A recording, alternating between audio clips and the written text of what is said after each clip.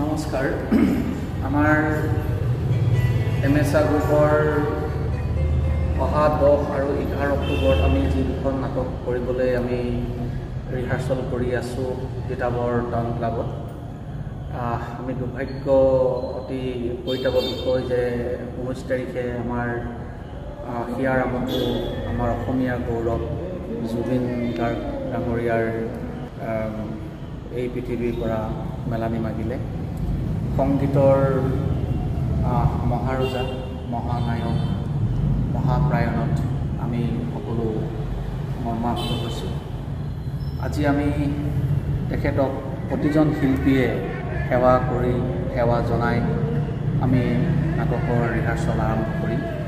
এইখিনিতে এটা কথা আমি জনাবলৈ পাই সুখী হৈছোঁ যে আমি যি স্থানত আজি ৰিহাৰ্চল কৰি আছোঁ তিতাবৰ টাউন ক্লাব, এই টাউন ক্লাব যেতিয়া ইয়াক উদ্বোধন কৰা হৈছিল তেতিয়া আমাৰ তিতাবৰই জনপ্ৰিয় শিল্পী প্ৰবাল দত্তদেৱ তেখেতৰ আমন্ত্ৰণত জুবিন গাৰ্গ ডাঙৰীয়া ইয়ালৈ আহিছিল।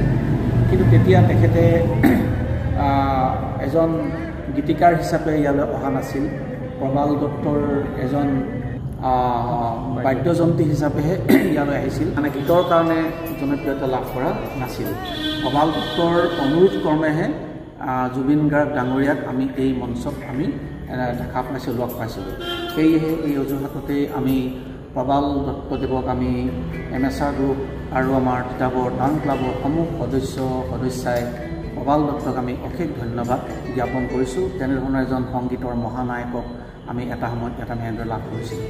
আৰু আমাৰো সৌভাগ্য হৈছিল, মোৰ লগৰ ৰবীন্দ্ৰদেৱ আছে, যিটো অনুষ্ঠান কৰিছিল তেখেতৰো বহুত সংগীবৃন্দ ইয়াত আছিল আৰু মোকো নামবিলাক ঘোষণা কৰিবলৈ কৈছিল, মই সেই তেনেকৈ ঘোষণা কৰিছিলোঁ। গতিকে এই ক্লাব সেইকাৰণে আমাৰ এটা গৌৰৱৰ স্থল, যিহেতু ইয়াত আমি জুবিন গাৰ্গ ডাঙৰীয়াদেৱক আমি ইয়াতে লগ পাইছিলোঁ এজন বাদ্যযন্ত্ৰী হিচাপে।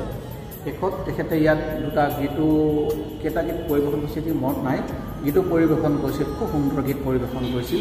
তেতিয়া আমি সকলোৱে অনুমান কৰিছিলোঁ যে এখেত এটা সময়ত খুব সুন্দৰ গায়ক হৈ উঠিব।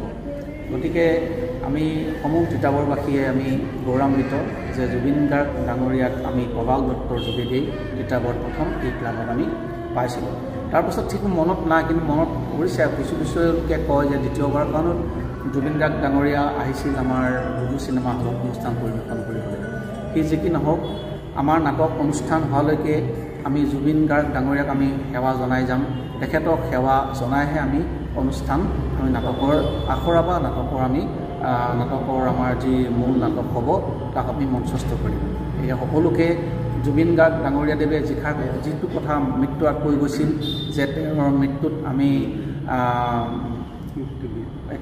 মায়াবিনী গীতটো পৰিৱেশন কৰিবলৈ কৈছিল, আমি সেয়েহে তেখেতৰ এই গীতটো পৰিৱেশন কৰি আজি আমি ৰিহাৰ্চল আৰম্ভ কৰিম।